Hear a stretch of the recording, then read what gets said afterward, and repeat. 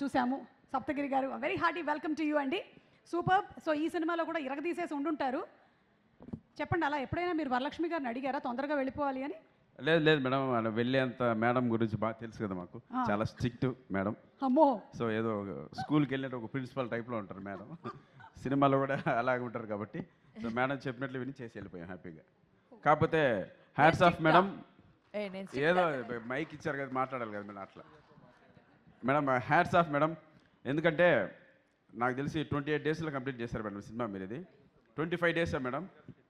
నిజంగా hats off మీ కమిట్మెంట్కి, మీ hard వర్క్కి. నేను పూరి జగన్నాథ్ గారు, అనిల్ రావుపూడి గారు వాళ్ళు మాత్రం వింటాను ఇలా. అలా కరెక్ట్ టైం కంప్లీట్ చేస్తారని, మీరు కూడా అలా కంప్లీట్ చేస్తున్నందుకు హ్యాట్స్ ఆఫ్ మేడం. అలాగే ఈ సినిమాలో ఒక మంచి క్యారెక్టర్ ఇచ్చారు. మా సరస్వతీదేవికి లక్ష్మీ కటాక్ష ప్రాప్తిరస్తు సార్. సో 6th మీరు గెలవాలి, మమ్మల్ని అందరినీ గెలిపించాలి.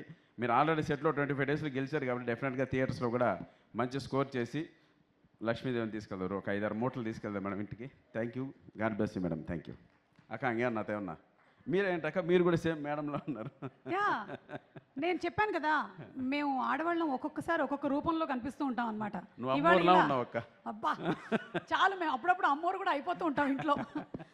కాదు, ఇందులో మీ సెన్స్ ఆఫ్ హ్యూమర్ కి మ్యాచ్ అయ్యేటువంటి సీన్స్ అలాంటివి ఉన్నాయా? కామెడీ ఫస్ట్ మొదట అలాగే పిలిచారు కామెడీ చేద్దామని, తర్వాత వద్దు అసలు ఈ సినిమాలో ఎక్కడ నవ్వకూడదు, మీరు సిన్సియర్గా యాక్ట్ చేస్తే చాలన్నారు. బిఫోర్ నాకు సప్తగిరి ఎల్ఎల్బి చేసిన ఎక్స్పీరియన్స్ ఒకటి ఉంది.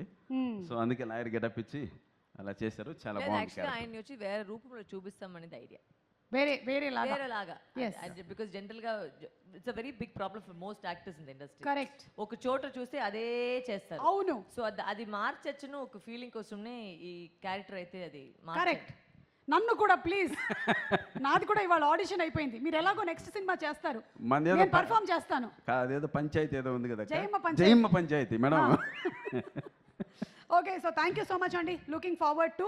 అండ్ అలాగే ఇంకో ముఖ్యమైన విషయం ఏంటంటే, ఈ సినిమాలో కొన్ని కీలకమైన సీన్స్, ప్లాట్స్ ఉన్నాయి. దయచేసి ఎవరు బయట చెప్పకండి. సినిమా చూసిన తర్వాత 6th తర్వాత బయటకు వచ్చి నేను చూసేసా ఇది బాగుంది అది వద్దు. అంటే ఒక షాట్ అయితే మేడం ఎక్స్ట్రాగా ఉంటుంది మేడం. ప్రకాష్ రాజ్ గారు 7 minutes హలో సింగిల్ అయితే okay. Just 7 minutes 42 seconds.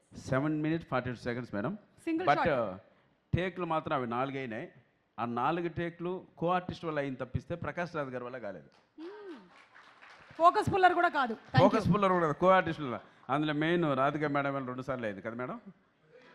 Madam తాయి కెళవి మీరు చూసారో లేదో ఆ సినిమా దడదడలాడిస్తున్నారు ఆవిడ.